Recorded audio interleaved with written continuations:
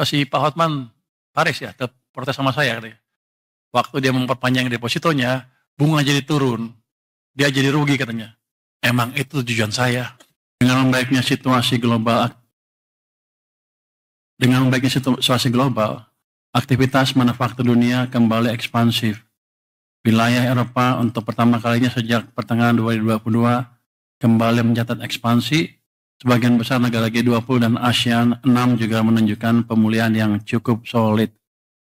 Kalau kita lihat tuh gambar yang paling kiri atas, PMI global naik di posisi sekarang 50,6. Dan kalau kita lihat trennya tuh kayaknya positif terus. Jadi ke depan sepertinya akan membaik terus. Yang tengah untuk manufacture beberapa negara di G20 juga itu kelihatan naik. ASEAN juga sebagian besar mulai naik. Jadi Indonesia juga yang merah, Indonesia tuh yang merah tuh udah naik di atas 50 lagi, 51 lebih ya. Jadi sepertinya global tidak seburuk yang ditakutkan selama ini. Mereka mulai recover, dan kalau hitungan saya nggak salah, recovernya akan lama. Siklus bisnis itu kan Amerika tuh 10 tahun.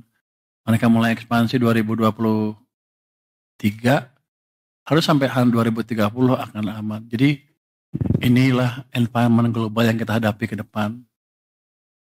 Kalau kemarin-kemarin kita takut, sekarang harusnya berani. Apalagi emang domestic demand kita juga kuat. Jadi satu, ketidakpastian global walaupun masih ada, sudah jauh berkurang dibanding sebelum-sebelumnya.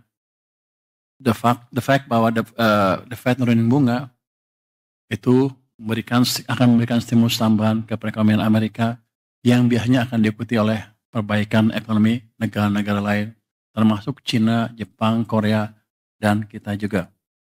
Karena biar gimana Amerika masih merupakan mesin pertumbuhan utama ekonomi dunia. Berdasarkan data arus barang bea cukai pada Agustus, kinerja ekspor kita meningkat terutama di depan sektor industri pengolahan, terutama komoditas logam dasar, nikel dan tembaga. Sejalan dengan upaya hilirisasi mineral, akumulasi ekspor year to date hingga Agustus tumbuh 7,8% dibandingkan periode yang sama tahun lalu. Coba Anda lihat, ada yang menarik nggak gambar di sini? Itu yang sebelah kiri atas, yang neraca perdagangan kumulatif, artinya Januari sampai Agustus tahun 2005 dibanding tahun 2024 tumbuhnya 52,3%. Ini pertumbuhan yang amat spektakuler. Walaupun orang bilang katanya karena mau ada tarif, mereka ini duluan front-loading. Tapi kalau saya lihat tetap aja tumbuh.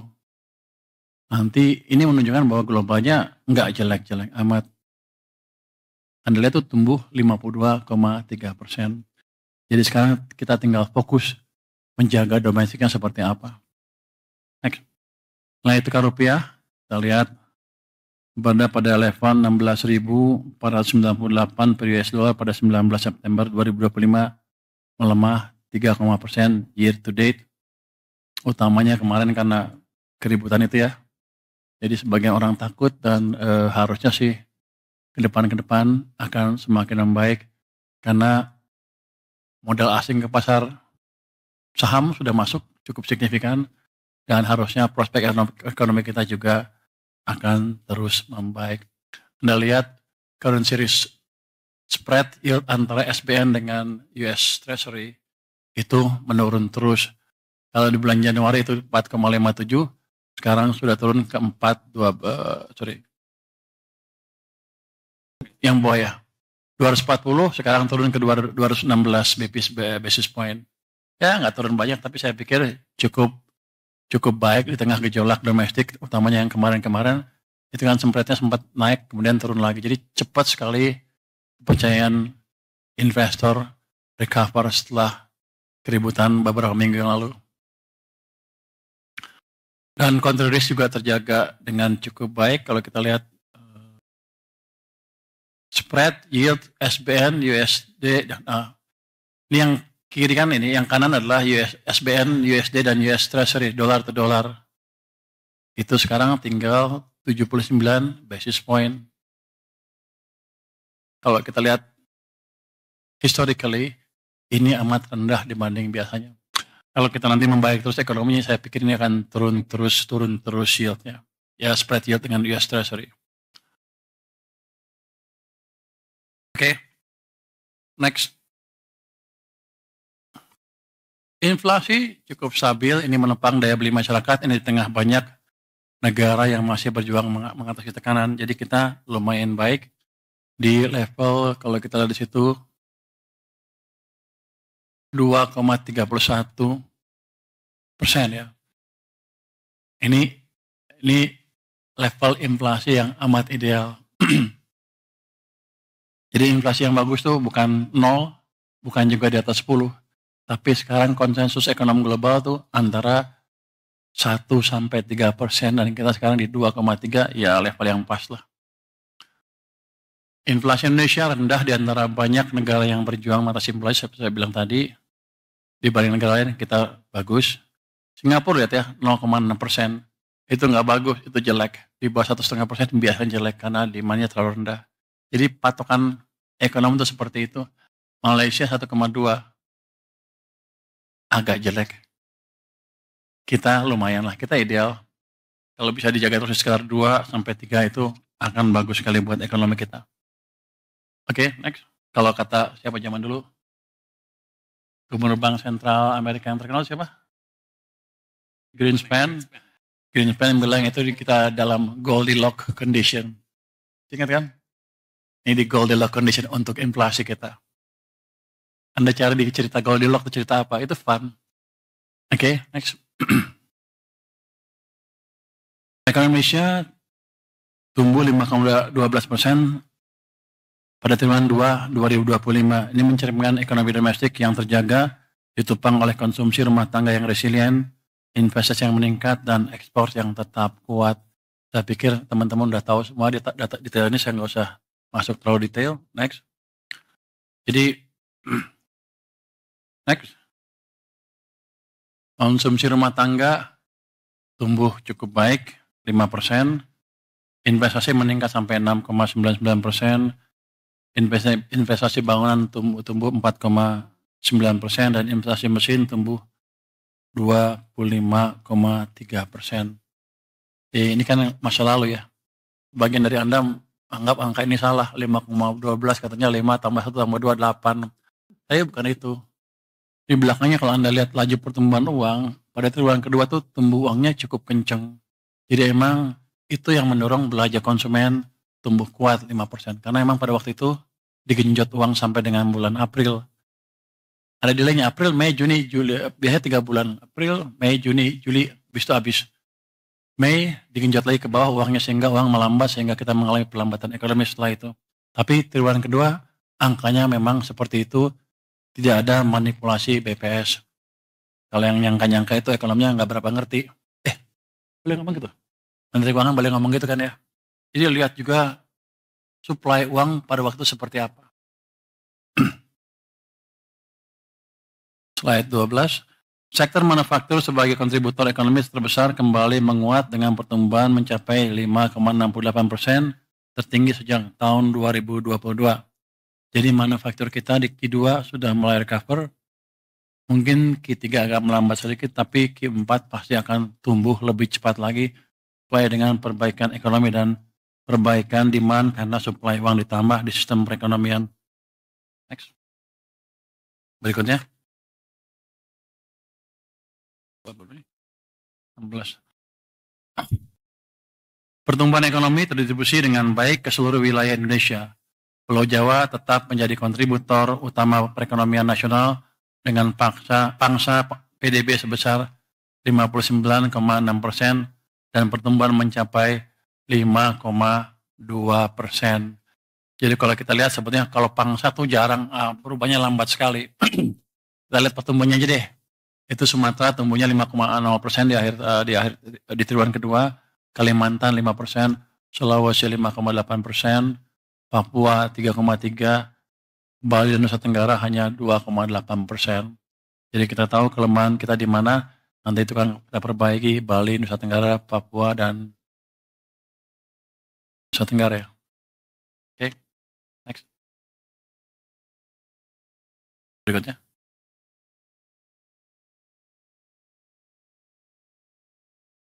Sejumlah indikator domestik juga menunjukkan tren positif. Aktivitas manufaktur kembali ke level ekspansi, keyakinan konsumen tetap berada di level optimis, konsumsi listrik dan penjualan retail tumbuh positif. Penjualan semen yang menjadi salah satu indikator investasi bangunan juga menunjukkan perbaikan dalam 2 bulan terakhir. Kayaknya nggak klop ya.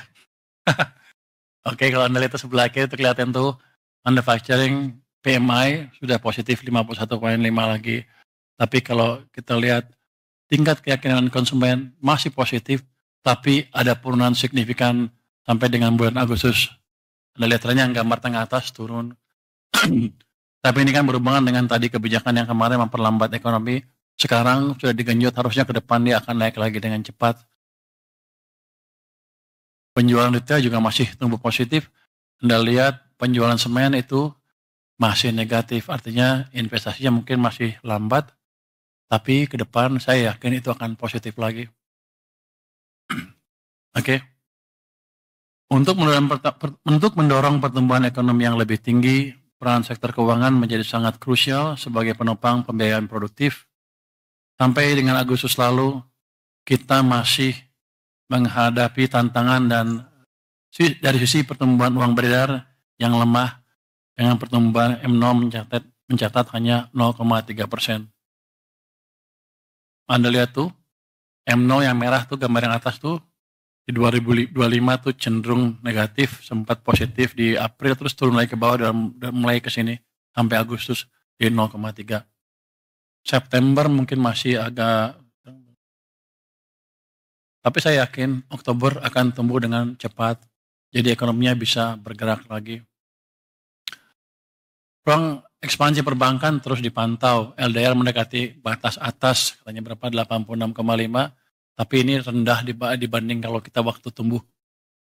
Lagi cepat-cepatnya tumbuh, dan saya yakin ketika uang saya masuk ke perbankan, LDR-nya turun lagi. Jadi bank mempunyai ruang untuk memberi pinjaman, untuk membiayai ekspansi ekonomi yang lebih cepat ke depannya. Jadi kita udah set semuanya supaya kita lebih cepat ke depan. Next.